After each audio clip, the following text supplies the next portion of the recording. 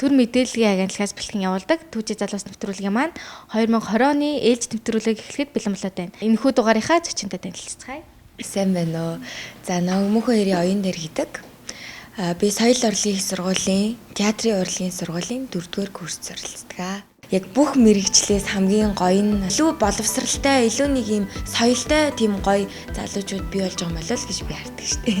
Оюун дээр ихч маань яг өндгөн толгойд гээд кинонд хүчирлийн дүрийг бүтээсэн байгаа. Мэдээж хичээл зүтгэл байхгүй бол амжилт гаргаж чадахгүй.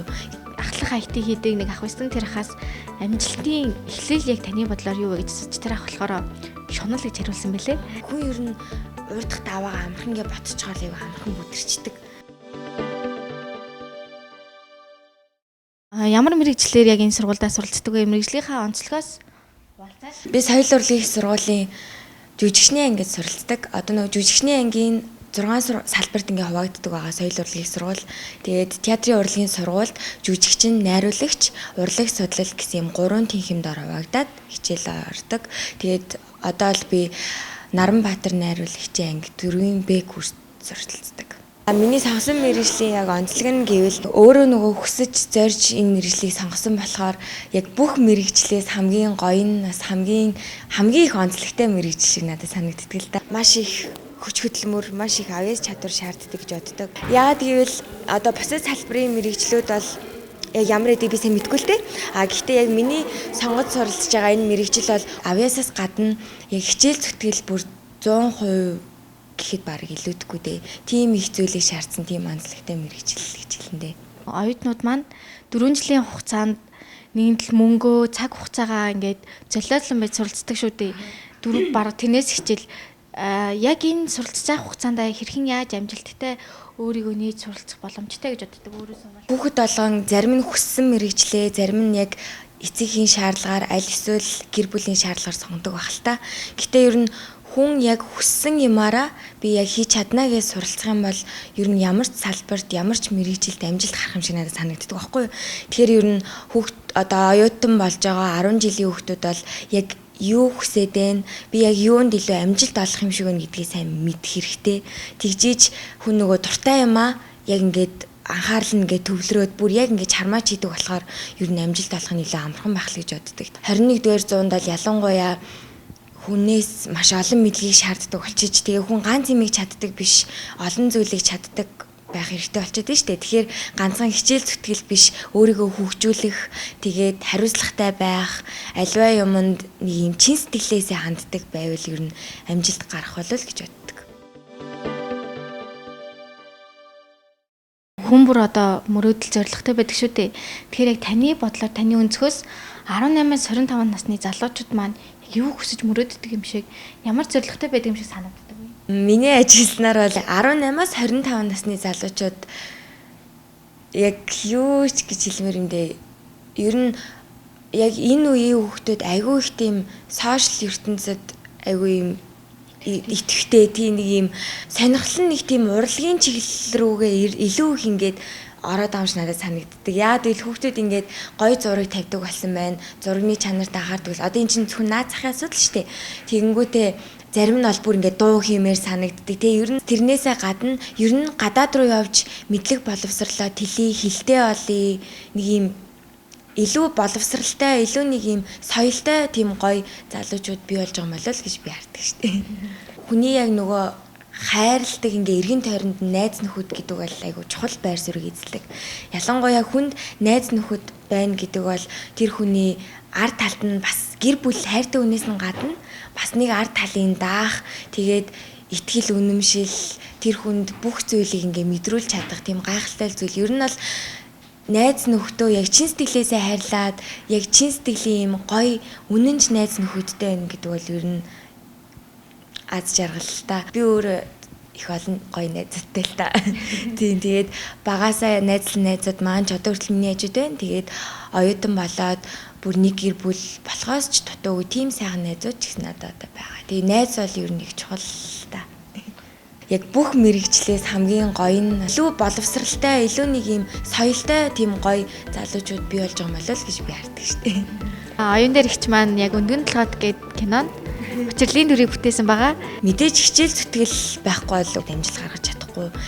ахлах IT хийдэг нэг ах устан тэр хаас амжилтын эхлэл яг таны бодлоор юу вэ гэж асууж тэр ах болохоор шунал гэж хариулсан байлээ.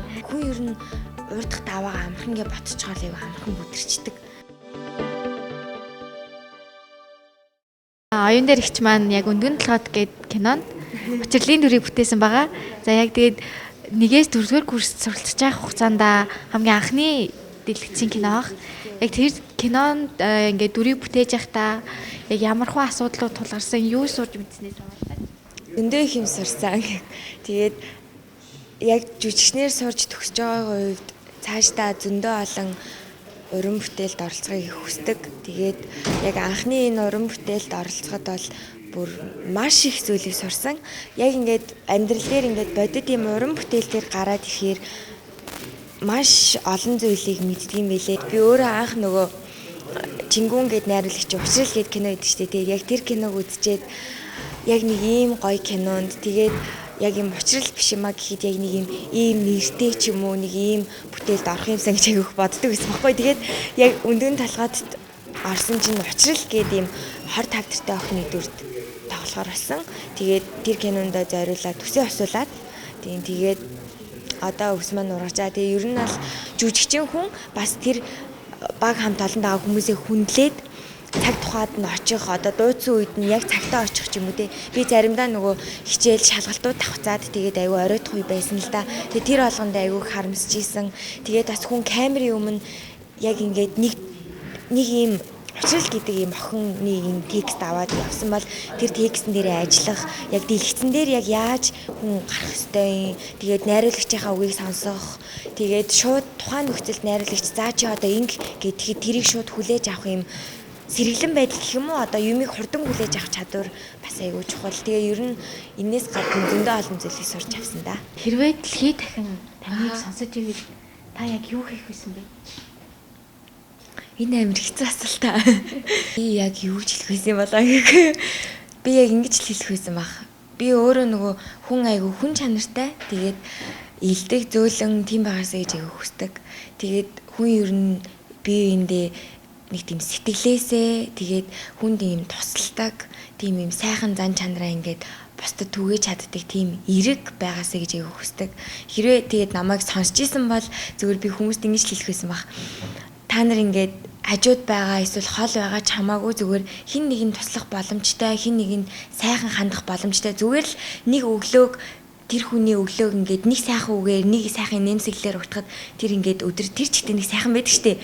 Тийм болохоор ер нь хүн чанартай байгаасай. Тэгээд би эндээ хайрыг түгээгээсэй л гэж хэлэх байсан баг.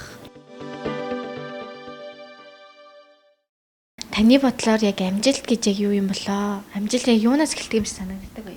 Манай багш хэлдэгтэй. Багш маань одоо Улсын драмын Эрдмийн театрт ерөнхий найруулагч хийдэг. Тэгээд төрийн сойрхолд ийм мундаг хүнээр бид нар ингээд хичээл оруулдаг.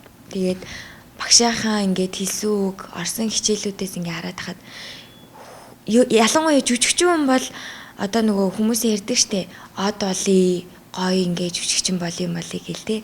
Тэрнээсээ илүүтэйгээр яг жүжигчин хүн бол тухайн нийгэмд яг тэр нийгмийг соён гээгэрүүлэх. Тэгээд тухайн ингээд мэрэгчлэр сурж байгаа бол хин нэгэнд үлгэр жишээ болох жүжигчин гэдэг бол нийгэмд ингээд байгаа бусад хүмүүсээс илүүтэйгээр илүү их хариуцлага, илүү их тэр нөгөө нийгмийн юм үүрэг нэх байдаг гэж манай шилдэг л дээ. Тэгээд амжилт бол ер нь маш олон зүйлээс бүрдэх байх гэж би бодож байна. Зөвхөн хүн бас авьяастай байгаал бас их айхтар ингээд хичээл зүтгэлтэй байгаад бас нэг шууд амжилтанд хүрчдэг юм биш шүү дээ. Ер нь бол хүн хариуцлагатай байх хэрэгтэй. Тэгээд зөв хандлагатай, ер нь зөв хүн байх нь их чухал юм болов гэж би энэ Swiss гэдэг энэ их өргөнд сурахтаа ер нь бол яг энэ багшаасаа бас ингээд босод ингээд уран чадвар ордог, босод бүх багш нараас ойлгож авсан л да. Яг яагаад энэ асуултыг асуусан бэ гэхээр Amazon компани IT, ахлах IT хийдэг нэг ах байсан тэр ахаас амжилтын эхлэл яг таны бодлоор юу вэ гэж асууж тэр ах болохоор шунал гэж хариулсан байлээ. Яагаад гэдгсэн чинь яг одоогийн нөхцөлд Монголд ажиллахад IT чиглэлээр ч юм ямар нэгэн чиглэлээр хүмүүс нэг 5 саяас 1 сая хооронд л цалин авч байгаа сайн ажиллавал чадвартай хүмүүс нь тэгэнгүүт өөрийнхөө чадварыг үнэлүүлээд ч юм уу амжилттай яваад байгаа залуучууд маань гадагшаа дотгошоо явхад тэр нь бүр 8000 одоо нэг хэдэн зуун саяар үнэлэгдэж болох үед байгаа учраас хэн Монголд ажиллаад байхыг хүсвэвдэ гэсэн нэг тийм ярьжсэн. Тэгээд ер нь амжилт гэдэг зүйл нь шундлаас эхэлдэг гэд жоохон хараар хэлэхэд гэж хэлж ирсэн л за тийм байна даа л гэлээ тэр одоо яг танаас энэ асуулт асууж байсан. 10 жилийн сурагчид маань яг оюутан болж ирэхдээ яг тань яг манай сургуулийн одоо миний мэрэгжлийн үн цэнэний сууж орох гэж байгаа хүмүүс ийм зорилгыг нээж орж ирээрэй гэдэг юм уу? Би ингээд 4 жилийн хугацаанд сураад яг ботсон ойлгосон юм гэвэл энэ сургуульд орж ирээд яг тууштай байх нь айгүй чухал. Хүн ер нь урдах даваагаа амархан ингээд ботцоогоор айгүй амархан бүдэрчдэг. Тэгээд маш хүнд би юмд сурах чаа гэдгийг ойлгох сэтгэл зүгээ бэлдэж нэгт хоёрт гэвэл жүжигчин хүн бол одоо тухайн нийгмийн ингээд соён гээгэрүүлдэг тэр нийгмийн үлгэр жишээж байх хэрэгтэй. Ер нь маш юм хүнд тийм ачааг үүрэх хэвээр ингээд хүмүүс харахад гаднаасаа үлгэрлдэг тийм мундаг хүмүүс байд юм аа. Тийм учраас энэ мэргэжлийг сонгохдоо маш бодолтой.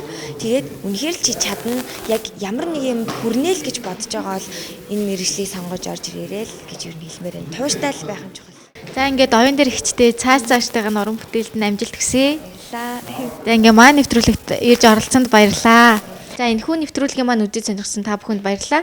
Нэвтрүүлгийнхаа төгсгөл Түвжээ залуус нэвтрүүлгийн маань үрээ хэлээд дуусгацгаая. Бид эх цагийн Түвжээ. Баяртай.